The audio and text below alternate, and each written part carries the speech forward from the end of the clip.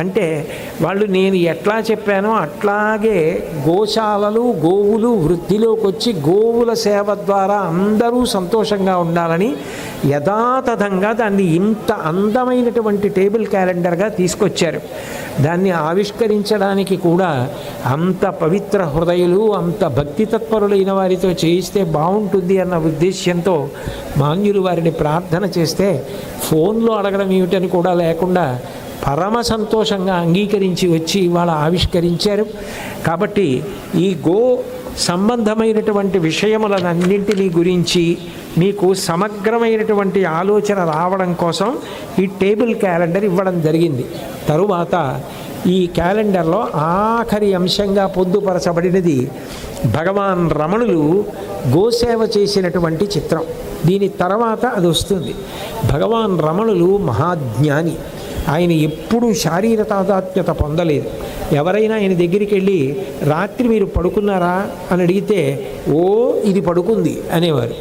శరీరంతో ఆయనకి సంబంధం లేదు, ఆత్మగానే తిరిగేవారు.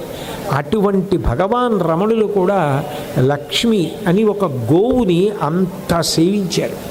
దానికి కొత్తగా పాక వేశారు. ఆ ఆవుకి వేస్తే అది తిన్నగా రమణులు కూర్చునే స్థలం దగ్గరికి పరిగెత్తుకొచ్చి ఆయన దగ్గర చుట్టూ తిరిగి ఊరికే ఏదో అరుస్తోంది. వెనక ఆశ్రమం వాళ్ళు వచ్చారు, దీనికి కొత్తగా పాక వేశామండి, దీంతో గృహప్రవేశం చేయిద్దామంటే ఇది పారిపోయి మీ దగ్గరికి వచ్చేసింది, రావట్లేదని. ఆయన దాంతో మాట్లాడారు. ఆయన ఆత్మగా ఉండేవారు కాబట్టి అన్నిటితో మాట్లాడతారు. కాదు కాదు, నేను వస్తే కానీ గృహప్రవేశం చెయ్యదుట. ఏం పరమేశ్వర స్వరూపం, ప్రాతస్మరణీయులు, అంతటి మహానుభావుడు, శరీర తాదాత్మ్యత లేని వ్యక్తి కూడా గోసేవ అంత గొప్పగా చేశారు.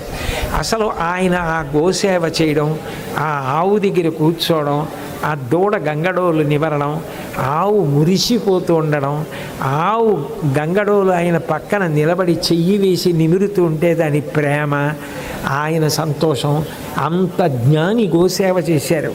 మనం ఎంతటి వారం, మనం ఎంత గోసేవ చెయ్యాలి? ప్రొద్దున్న నిద్రలేస్తూనే జ్ఞానభాస్కరుడు అటువంటి రమణులు, ఆయనకి ప్రీతిపాత్రమైన లక్ష్మి అన్న గోవు, ఆ చిత్రాన్ని ఒక్కసారి మన కళ్ళతో చూసి ఒక్క ప్రదక్షిణం చేస్తే అందులో చంద్రశేఖరేంద్ర సరస్వతి స్వామి వారికి, శంకర విజయేంద్ర సరస్వతి స్వామి వారికి, భగవాన్ రమణులకు, ముగ్గురు మహాపురుషులకు, జగద్గురువులకు ప్రదక్షిణం చేసి నమస్కారం చేసే అవకాశాన్ని కల్పిస్తూ ఇంత గొప్ప చిత్తరువులు ఒడ్డున కూర్చుని చెప్పడం చాలా తేలిక.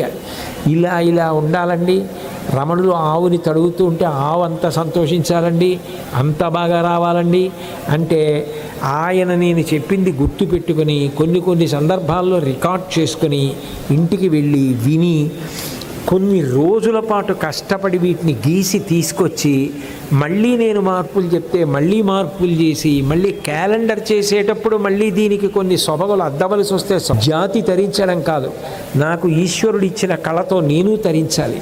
కాబట్టి నేను తప్పకుండా గీస్తానని మీరు నమ్మండి. ఆయన ఇవన్నీ గీయడానికి దాదాపు 6 నెలల సమయం పట్టింది.